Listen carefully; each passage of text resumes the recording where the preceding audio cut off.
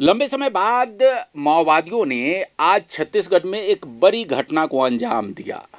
बीजापुर के कुटरू थाना अंतर्गत माओवादियों ने अम्बेली गांव में एक आईईडी ब्लास्ट किया, जिसमें सुरक्षा बल के 8 जवान और गाड़ी चला रहे एक ड्राइवर समेत कुल 9 लोगों की शहादत हो गई।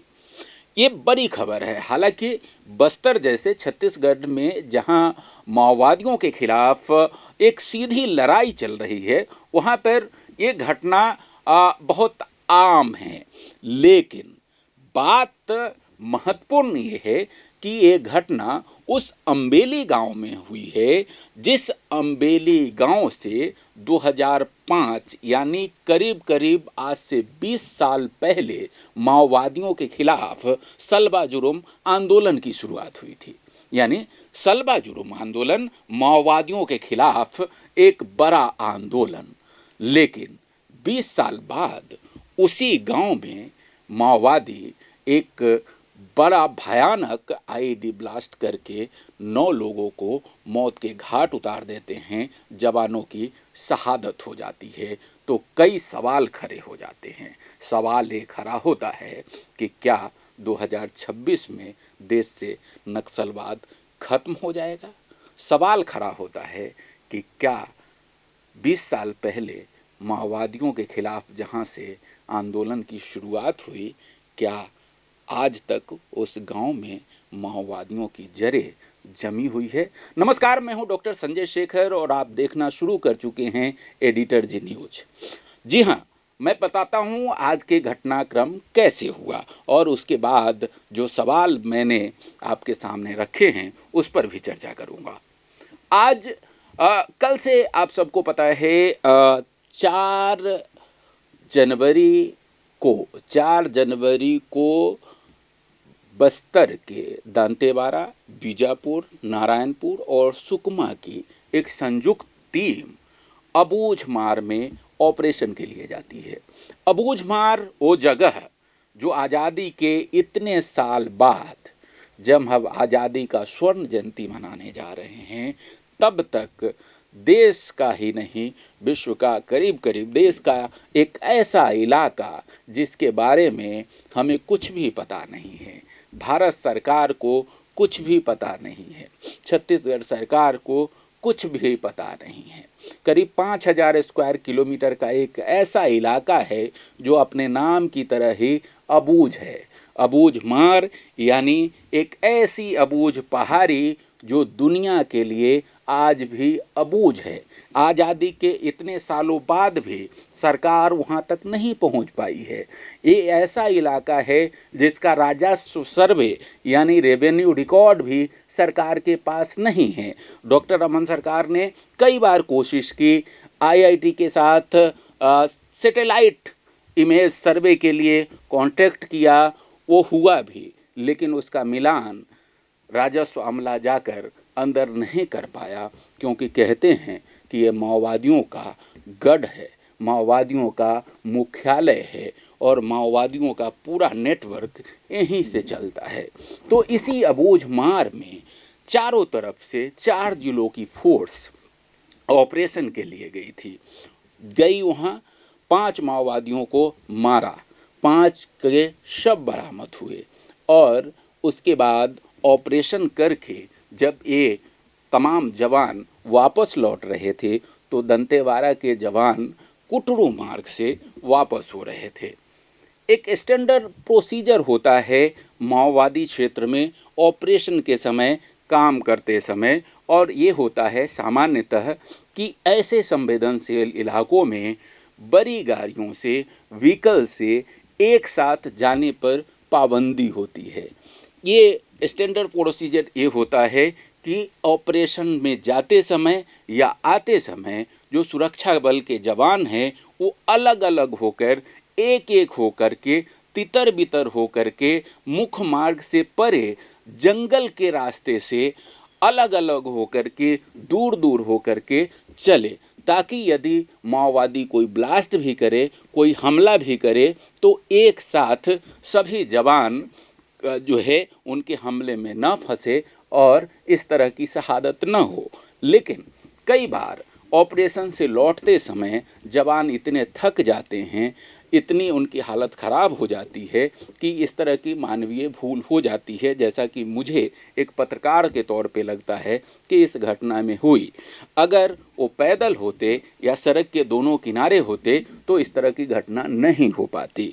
और माओवादी जवानों के इसी तरह के मानवीय भूल को भांपते रहते हैं और भांपते हुए जहां मौका लगता है वो इस तरह की बड़ी घटना को अंजाम दे देते हैं। तो ऐसी स्थिति आज हुई जब माओवादी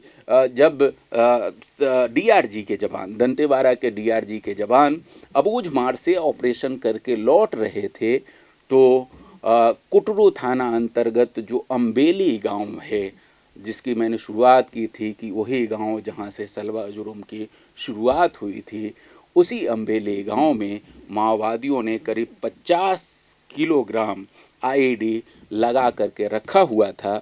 जैसे ही स्कॉर्पियो, जिसमें तमाम सुरक्षा बल के जवान, 8 जवान उसमें बैठे हुए थे, सवार थे, ड्राइवर चला रहा था, वो जैसे ही उनके जद में आया माओवादियों ने उसे ब्लास्ट कर दिया। और ब्लास्ट इतनी ज़बरदस्त थी कि सभी जवान वहाँ शहीद हो गए, ड्राइवर भी मारा गया और इस तरीके से माओवादियों ने एक बड़ी घटना को अंजाम दिया। आइए हमको बताते हैं कि इस घटना के बाद बस्तर के आईजी पी सुंदर राज ने क्या कहा है। विगत दो तीन दिनों से जिला बीजापुर, नारायणपुर, दंतेवाड़ा के सीमावर्ती इलाके में सुरक्षा बल द्वारा अभियान संचालित की जा रही थी। इस अभियान में टोटल अब तक 5 माओवादियों की डेड बॉडी रिकवर की गई थी। हमारे एक जवान मुठभेड़ में उनका शहादत भी हुआ। तत्पश्चात अभियान के बाद सर्चिंग को पूर्ण करके सुरक्षा बल द्वारा वापस बेस कैंप आ रहे थे। इस दौरान जिला बीजापुर की बेदरे एवं कुट्टू के बीच में अम्बेली के पास माओवादी द्वारा लाए गए एक आईडी ब्लास्ट की चपेट में आने से हमारा एक वाहन आईडी के चपेट में आ गई थी। उसमें सवार हमारा 8 डीआरजी दंतेवाड़ा के जवान का शहादत हो गई थी, उसके एक ड्राइवर का भी शहादत हो गई। कुल 9 का शहादत का भी जानकारी प्राप्त हो रहे थे। उस स्पॉट में अभी रीइंफोर्समेंट टीम और अन्य जितना भी जो इवैक्यूएशन टीम पहुंच गए थे। अभी तक जो प्राथमिक जानकारी अनुसार कुल सुरक्षा बल का 8 एवं एक ड्राइवर, कुल 9 लोग का इस घटना में शहादत हो गए थे। और विस्तृत जानकारी जैसा घटनास्थल का इंस्पेक्शन के बाद फिर और भी जैसा फील्ड से जो जानकारी है उसी के पश्चात हम बता पाएगा। जैसा भी जो प्राथमिक जानकारी है सर, एक वाहन आईडी ब्लास्ट में चपेट मारने कारण से उसमें सवार टोटल जैसा 8 जवान डीआरजी का और एक ड्राइवर, कुल 9 का अभी कैजुअल्टी हो गई। तो आपने सुना पी सुंदर राज को। तो ये जो है उन्होंने सीधे सीधे जानकारी दी घटना किस तरह से हुई। लेकिन मैं फिर से कहूँगा और चर्चा करूँगा कि आखिर हमें सोचना क्या है जब हम बात करते हैं कि 2026 में माओवाद का खात्मा कर देंगे, तो हमें किन चीज़ों पर गहराई के साथ ध्यान देने की ज़रूरत है। ठीक है, टारगेट रखा जाना चाहिए, बिल्कुल रखा जाना चाहिए। मैं इस बात से की प्रशंसा करूंगा कि छत्तीसगढ़ सरकार ने पिछले 1 साल के दौरान माओवादियों के खिलाफ आगे बढ़ कर के मोर्चा खोला है, माओवादियों को काफ़ी नुकसान पहुंचाया है और माओवादी उससे निश्चित तौर पर परेशान हैं। सुरक्षा बलों का मनोबल बढ़ा हुआ है, लेकिन इस सब के बावजूद अति उत्साह में कुछ तथ्यों को हमें भूलना नहीं चाहिए। लेकिन इस चर्चा से पहले हम आपको सुनवाते हैं कि इस घटना के बाद छत्तीसगढ़ के मुख्यमंत्री विष्णुदेव साय ने क्या कहा। आज हमारे डीआरजी दंतेवाड़ा के 8 जवान सर्चिंग से वापस आ रहे थे और आईडी ब्लास्ट में सभी 8 जवान शहीद हो गए। साथ में जो वाहन का चालक था वो भी शहीद हो गया। तो ऐसे 8 जवान और ड्राइवर के शहादत को मैं नमन करता हूं, उनको विनम्र श्रद्धांजलि अर्पित करता हूं।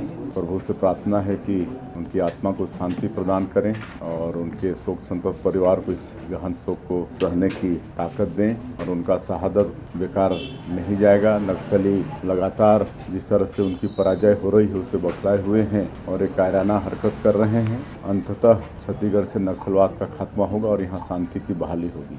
तो आपने सुना विष्णुदेव साय छत्तीसगढ़ के मुख्यमंत्री को, और मुख्यमंत्री ने सभी जवानों को के शहादत को नमन किया है और कहा है कि इस तरह की घटनाएं जो हो रही है उससे छत्तीसगढ़ के सुरक्षा बलों का, छत्तीसगढ़ की सरकार का मनोबल घटने वाला, डिगने वाला नहीं है।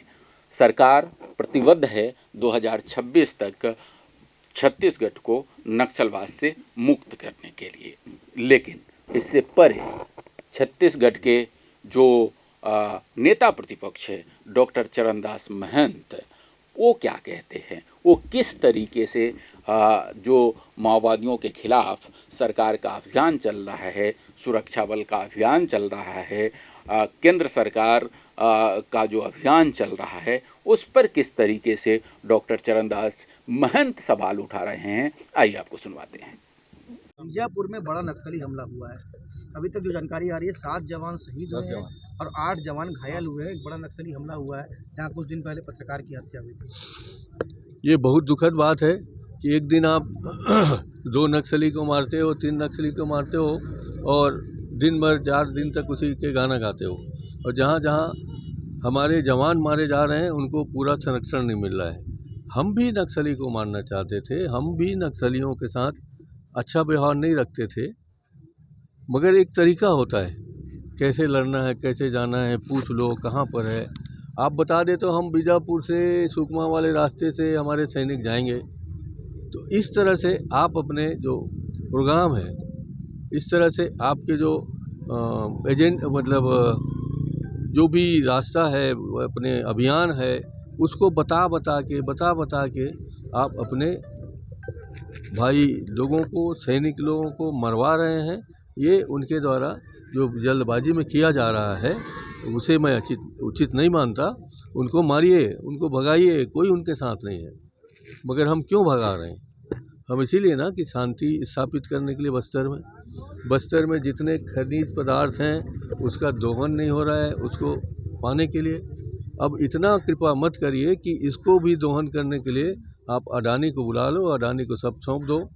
बस्तर, जसपुर और अंबिकापुर, ये तो हम लोग मान्य नहीं करेंगे। पत्रकार की हत्या तो आपने सुना डॉक्टर चरणदास महंत को, लेकिन इस सबसे परे सवाल वहीं पे आके टिकती है और मैं फिर वहीं पे लौटना चाहता हूं जहां से इस चर्चा की हमने शुरुआत की थी।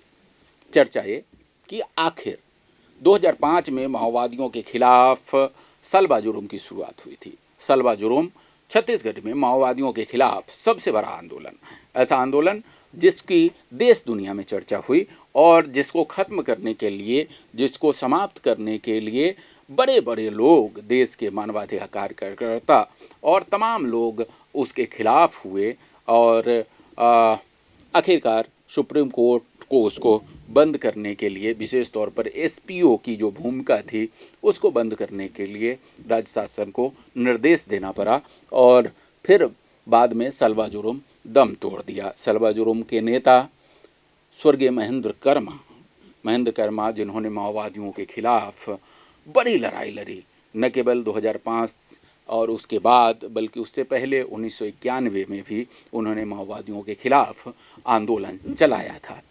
लेकिन बात फिर वही कि अम्बेली का वो गांव जहां आज इतना ब्लास्ट हुआ था। सवाल तो है, सवाल ये है कि अम्बेली के उस गांव, जिस गांव से माओवादियों के खिलाफ खिलाफत की आवाज़ बुलंद हुई थी और बाद में उसने सलवा जुर्म का रूप ले लिया था, क्या उस घटना के, सलवा जुर्म के इतने साल बीत जाने के बाद और ख़ासकर तब जब केंद्र और राज्य की सरकार मिल करके माओवादियों के खात्मे के लिए पूरी प्रभावी तरीके से लड़ाई लड़ रही है, तो क्या उस समय भी अम्बेली में अभी माओवादियों की जड़ें जमी हुई है? क्या अब भी अम्बेली और करकेली के उस गांव में माओवादियों के सिंपैथाइजर मौजूद हैं? क्या हम जिन गांव को समझ लेते हैं बस्तर के कि ये गांव अब पूरी तरीके से सुरक्षित हो गई है, क्या वो गांव वाकई सुरक्षित है? क्या हम ये कहते हैं कि अब यहाँ से माओवादी का खात्मा हो गया है, तो क्या वाकई वहाँ से माओवाद का खात्मा हो चुका है? ये तमाम सवालात हैं जिसको आपको जानने, समझने और इस पर विचार करने की ज़रूरत है। रणनीतिकारों को विचार करने की ज़रूरत है, सरकार को विचार करने की ज़रूरत है, क्योंकि माओवादी किसी के चेहरे पर लिखा हुआ नहीं है। माओवाद एक विचारधारा है और उस विचारधारा के खिलाफ अगर आपको लड़ाई लड़नी है तो बहुत गंभीरता से, बहुत सुनियोजित प्लानिंग के साथ और दीर्घकालीन रणनीति के साथ आपको उसके खिलाफ लड़ाई लड़नी होगी। केवल एक टारगेट बहुत बेहतर है, इस बात से इनकार नहीं किया जा सकता। लक्ष्य तो रखा ही जाना चाहिए, लेकिन लक्ष्य अलग अलग भी होने चाहिए। और इस घटना ने एक बार फिर से सवाल खड़ा किया है कि हम जहाँ समझते हैं, मुझे एक बात याद आती है कि सिद्धार्थ शंकर रे ने एक छोटे से गांव नक्सलबारी से इस आंदोलन की शुरुआत हुई थी पश्चिम बंगाल के दार्जिलिंग ज़िले से, और एक छोटे से ज़िले से देश की आंतरिक समस्या की सबसे बड़ी समस्या अगर नक्सलवाद हुई है तो इसके पीछे बहुत सारे तथ्य होंगे। विचारधारा तो महत्वपूर्ण है ही। तो इस बात को समझने की ज़रूरत है कि इस विचारधारा का खात्मा आखिर कैसे होगा। केवल व्यक्ति के खात्मे से या केवल माओवादियों के खात्मे से इस विचार का खात्मा संभव है क्या? और अम्बेली और करकेली में आज भी अगर माओवादियों की जड़ें गहरी बनी हुई है तो ये सवाल पर विचार करना, सोचना लाजमी है। अगली बार किसी अन्य विषय के साथ मैं आपके सामने हाजिर होऊंगा। तब तक के लिए हमें इजाज़त दीजिए, और अभी तक यदि हमारा चैनल आपने सब्सक्राइब नहीं किया है तो इसे सब्सक्राइब करें। हमारे इस वीडियो को अगर आपको अच्छा लगा है तो लाइक करें और शेयर करना ना भूलें। नमस्कार।